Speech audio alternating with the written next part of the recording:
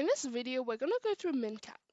So we're provided with two strings A and B, and we are to return both of them with the lowest length.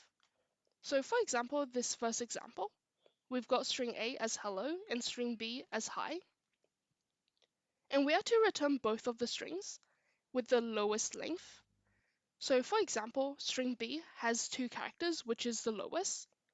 So string A will also need to return 2 characters.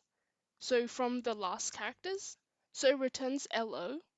So in total, we've got LO and hi. So we're going to start off by finding the length of A and B. Int length A is going to be equal to A dot length. And then int length B is equal to B dot length. And then we're going to have int min length.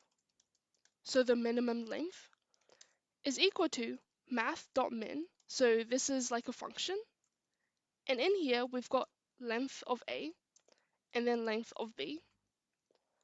So this one, it's going to find the lowest length from the 2 strings and store it in min length variable.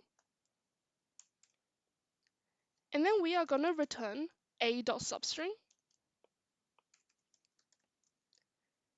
plus b.substring. So substring, we can get specific sections of the string. So for a.substring, we've got length a minus the minimum length. And for b.substring, we've got length of b minus the minimum length. So what do we mean by this? So let's say, for example, the first example. So the minimum length is 2. So if the length of A was 4, actually 5 for hello, so 5 minus 2 will give us 3. So in that case, so it starts printing from index 3. So H is 0, A is 1, L is 2, and the next L is 3. So it starts printing from the second L, so LO. And same concept for b.substring.